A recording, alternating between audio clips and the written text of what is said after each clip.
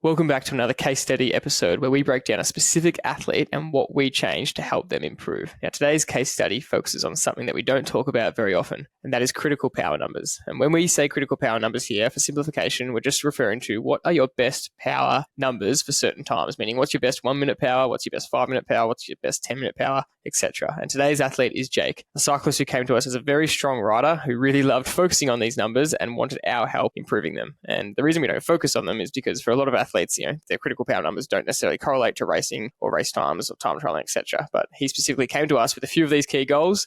The first being there's a local climb in our area that he wanted to break 10 minutes on. And the second was he wanted to break 400 watts for 10 minutes, as well as improve numbers in all his efforts. He had a few extra goals, but those were two of the key ones. And now because Jake is a data guy, I'm just going to lay out the numbers right now from the start, and then we can talk about what happened to change these numbers. So he came to us in November 2021. It's now October 2023, so almost a 2-year journey. And on that local climb, he was about a 12-minute rider, and he wanted to get that down under 10 minutes. And just recently, he broke it, and he rode 9:53. So he took a minute off per year, and he rode 9:53, which has achieved that goal. And the second key goal was his 10-minute power was about 370. His goal was to break 400, and he hit 429 actually on that climb. So that is about almost a 60-watt, 59-watt increase over 2 years. And it's interesting when someone comes with us with a specific power goal, again, because we don't always look at these numbers. And I'll go through the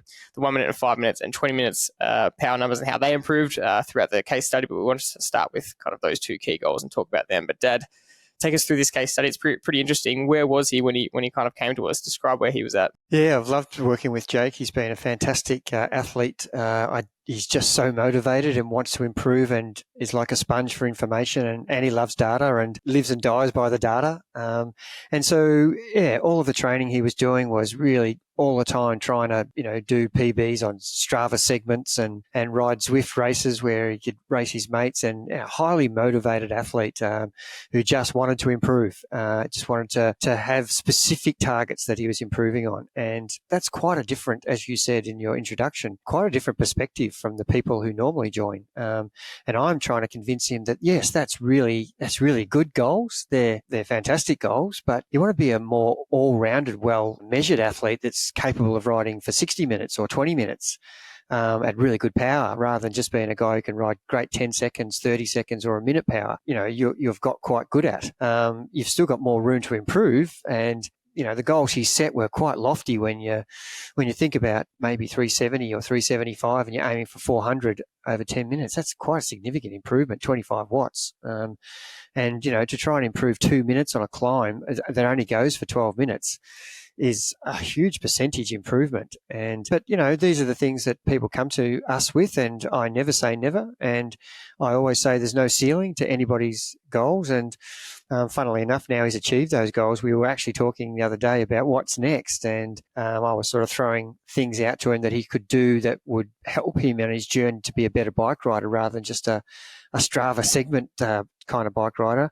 But look, the things that he started with us was very basic bike riding ability in bunches.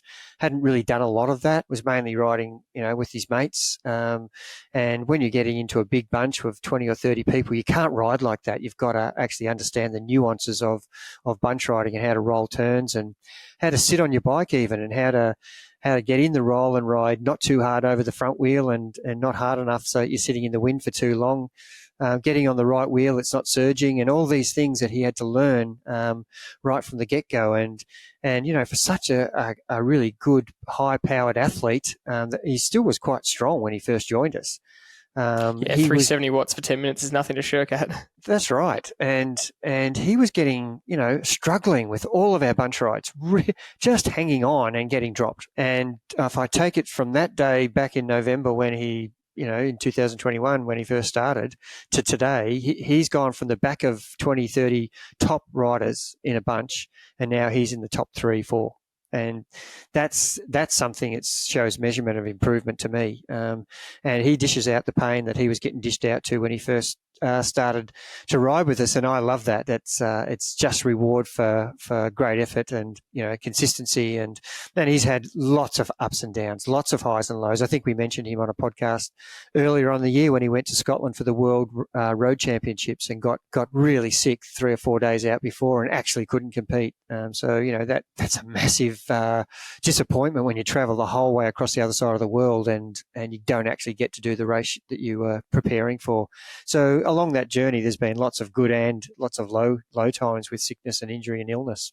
Yeah, and so, like you said, he was a competitive athlete and he loved racing his mates on Zwift. He loved racing his mates out on the road, and they were always trying to hit Strava segment goals together. So what does that mean he actually needed to work on? You mentioned kind of the bunch riding skills, but from a training perspective, what does that mean as a coach that you look and go, okay, what do we actually do with you? Yeah, and look, when I looked at some of the history, and I always ask athletes to upload their previous history before they start so I can actually go and have a look at what sort of riding they're doing so that I get a good idea of what their body's used to. And it was quite a shock to me that almost every ride he did was between 0.9 and 1.01% intensity. Almost every single ride was just hard. AKA high, super high intensity. Super high intensity. And he was having a ball with his mates. That's what I could glean from the data. And some of the rides were, on Zwift's races, and some of the rides were out on the road for 2 hours, 3 hours, and he was just riding hard the whole time. And he'd reached a pretty good level of fitness, but that was going to be unsustainable. And there were lots of periods where he had 2, 3, 4 days off in between, because probably maybe he was too busy with work. I don't know the reasons, or maybe he was exhausted from training at that level. But I've got an inkling that it's a combination of all of those things. And he didn't have any structure. And it was always, if all the mates are ready for a ride, then we'd go riding and let's just smash each other and see who can have the bragging rights today. And that's okay as well. And there's nothing wrong with that. You will actually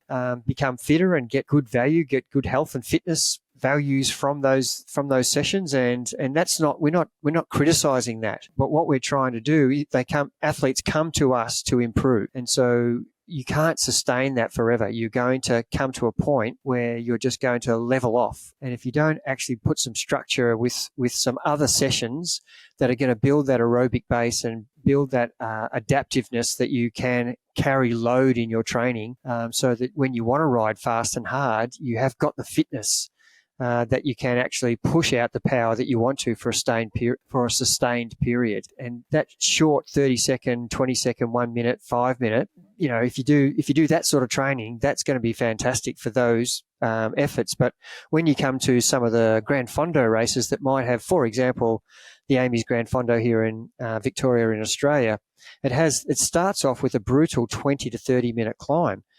In the first kilometre, it goes straight uphill. And if you don't have good threshold for 20 or 30 minutes, you're not going to be able to keep up with the main bunch. And that's exactly what's happened to him. He's quite a really good, fit, physically strong, high-powered rider for 5 and 10 minutes. But this climb goes for 22 or 23, and he gets separated from the main bunch, and therefore the race becomes a different race. He's not with the front group anymore, and he's battling to stay close to the front group, but he's never going to bridge across. So I'm trying to get him to change his way of thinking to be a better all-rounded athlete, cyclist that can actually go in any race that you want, whether it's a short criterium, whether it's a road race that's got no hills whatsoever, and you can roll turns well, or a handicap race where you know how to roll the proper handicap turns, or a race like that, a Gran Fondo that's got some climbs where you need to have threshold capacity to be able to stay up with the main group. So these are the areas that I identified that he was needing work on, and to his credit, he wants to do that, and he's really tried to do that, but he's still focused on those goals that he had early on, which is actually okay. But at the end of the day, the next step for him is to actually do this next level, which is threshold riding. It's a classic coach's perspective where he hits all his goals, and you go, okay, well, no, here's where I can still see more potential from you and where you can improve. But I want to break down what you just said a bit further in terms of that Amy's Gran Fondo example, where you say he's really good for these short power numbers. So when he came to us, we want to reiterate that point. He had really good numbers. As we said, 370 for 10 minutes, 370 watts for 10 minutes is really strong. That's really good riding. So for someone that's already really good at 1 minute, 5 minutes, 10 minutes, how do you actually, how he made this jump? And if I look through his numbers, let's look through the critical power numbers, specifically. So his 1 minute best power when he started was 5:14. That's gone up to 7:39. So that's over 200 watts. His 1 minute's gone up by. That's monstrous, holding 739 watts per minute. His 5 minutes has gone from 4:18 to 4:56. And I think we said his goal was to break 4:50 for that, which he did. So 4:18 to 4:56, again, almost 40 watts increase over 5 minutes. Like his 10 minutes we've spoken about, 3:70 to 4:29. But even his 20 minutes has gone up. He did the same climb in the hills and again in the local area in the Dandenongs, and he was 336 watts when he joined us, and that's gone up to 370-ish, 375 on the same climb. So again, I'm explaining these numbers, and 1 minute, 5 minute, 10 minute, 20 minute, they've all had jumps. And again, that 1 minute, 5 minute, 10 minute were quite significant jumps. How does an athlete like him, who was already really strong, find these improvements when that was all he was practicing? Technically, he should just be really good at that, and he should be maxing out at that. Yeah, and for most people, but they would be happy with those numbers for the next 5-10 years. But he just felt that there was more improvement in him, and he wanted to extract the most he could out of himself, and he wanted to see where he could go. And so he embraced the program, and really one of those athletes that you love coaching because he's listening to the advice. And at the same time, he's still got that boyish attitude of, I still want to have a crack with my mates here and there. But he's actually understanding that with, being a bit more patient on some rides and just staying in zone 2. And he really did that well. He I remember a couple of training camps that he went up to Port Douglas.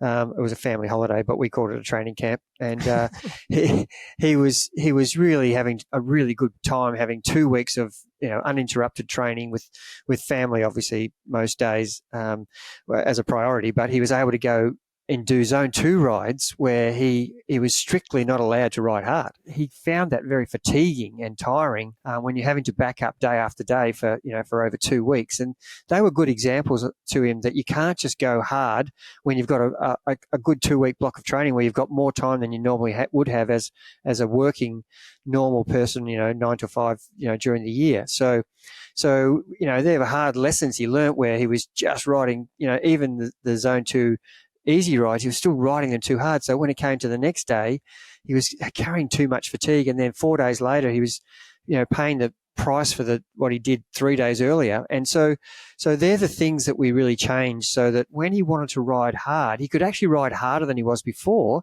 because he had a great fitness base that we were building. Whereas before he didn't have that. He would just ride till he dropped, and he was not really riding past 2 or 3 hours. And, regularly now he can ride 4.5 to 6 hours and still have a tough day out there, but it's almost double the time that he can spend on the bike because he's got that fitness base and he's done all this groundwork in zone 2 and not just going out day after day doing the same high intensity stuff. So pulling him back, doing longer endurance, pulling his high hard days back to only 2 a week, with the endurance ride with some intensity of 30 minutes or so in that long endurance ride, and making sure that those 2 hard days he rides harder than he's ever ridden before, so that he has to actually recover on the Monday, Wednesday and Friday so that he can actually implement those 2 hard days instead of the 3, 4, 5 hard days he was doing before that was actually just really physically fatiguing him so that he couldn't actually push any higher numbers. So that seems really obvious to everybody who's listening. But to implement that into something you've been doing over and over again, people don't like change, and they don't trust it. How am I going to ride better if I ride slower? That sentence doesn't even make logic, does it? So if you ride slower in zone 2, you will actually be able to ride faster in zone 5 and 6 when it counts because you're not as exhausted as you were the other day. So you've got more fresh legs to ride properly. But that doesn't happen straight away. That takes months of getting your body to adapt to that aerobic fitness and absorbing the load that we're giving you. So initially he sort of went backwards a bit with his power, peak power numbers because he was carrying a lot more fatigue from the load that we were giving him. And then it starts to turn around when he freshens up because we don't do that every week for 6 months. We do that as a period of hard riding, then recovery and testing. And once his body adapted to that style of training, he started to see, oh, geez, this does work. I am now actually doing better 1 minute, 5 minute, 10 minute, and even the 20 minute numbers were going up and up. And once the person's on board and seeing improvement, then they start to trust the process a whole lot more. You can't convince them of that at the start because they're doubting, but they're reaching out to you because because they want to improve in some way and they can't get it themselves. Yeah, it's just this fascinating sense of, if you just do 11 or 12-minute efforts like that climb was that he was really attacking, you'd think you'd get really good at that, and he did. But if you just keep doing VO2 sessions over and over and really high-intensity sessions over and over, you will get good at that, but you'll hit a ceiling so much quicker. And when you add in that, what you just said before, it's that consistency with that base, you're giving yourself this other element, that strong aerobic base, and that is the thing that helps him break through to suddenly now ride down and break 10 minutes for that climb. And that's the important thing to understand, I think, is if you can do high intensity, that's great for you, but without the aerobic base work and that consistency that you're talking about, you'll hit a ceiling. So I guess to finish with, what does he actually say now? How happy is he? What's he thinking say about this? Yeah, look, it's great that I had a phone call from him saying, this is the best phone call to make to you, coach. I've achieved all my goals. I could not be happier. I've exceeded my expectations quicker than I ever thought I could. I'm just in awe of what I'm doing. I've never been so happy on the bike, and these are a great conversation to have. And he's now saying, well, I actually don't know what to do next. Where do I go from here? What goals can I set? And I'm throwing it straight back at him. I can see huge areas where we can still improve you, and threshold, riding at threshold or just below it or just above it, and not at VO2 where you're really good at. Let's just hone in on the area that you need to develop. And that's that threshold riding where it's 15, 20, 25, 30 minutes holding that high right on your threshold number. That will make you an all-round better bike rider because you've already got high, short power efforts in you. Now we need to develop your ability to sustain an effort. So if you get in a bike race and you're breaking away on the punchy short climbs and you get out there and all of a sudden you're solo, if you don't have that ability to ride threshold to the finish, you're going to get caught and end up coming nowhere. So that's the next thing that we need to work on. And he's already selected some 20-minute power goals that he wants to achieve. And ironically, it's 400 watts, which is what he could do for 10 minutes was his first goal. So I'm saying, well, that's a pretty big goal, 20 minutes at 400 when, 10 minutes 2 years ago was 400. So we've certainly had a good chat about that, and there's lots of things he can learn to develop better. His bike handling skills in a bunch, and the way he sits on a bike and the way he rolls turns. So it's an athlete that I love helping because he's highly motivated and he wants to learn and he wants to listen, and they're the sort of people who will get their goals achieved. And it does take some ups and downs, but eventually, if you stay consistent, you will actually arrive at your destination, and then it's time to select another one. That's a great way to finish. Another great case study example. And we've had some great feedback on these case studies, and we'll keep doing them. We've got our normal podcast each week, and we've got our case study each week. And because we've heard that athletes love hearing, obviously, the training advice and the racing advice, but also a specific athlete example of where it's applied and then how the application actually works for a range of different athletes. And that's our goal with these case studies. So we hope you've enjoyed it, and we'll see you next week on both episodes.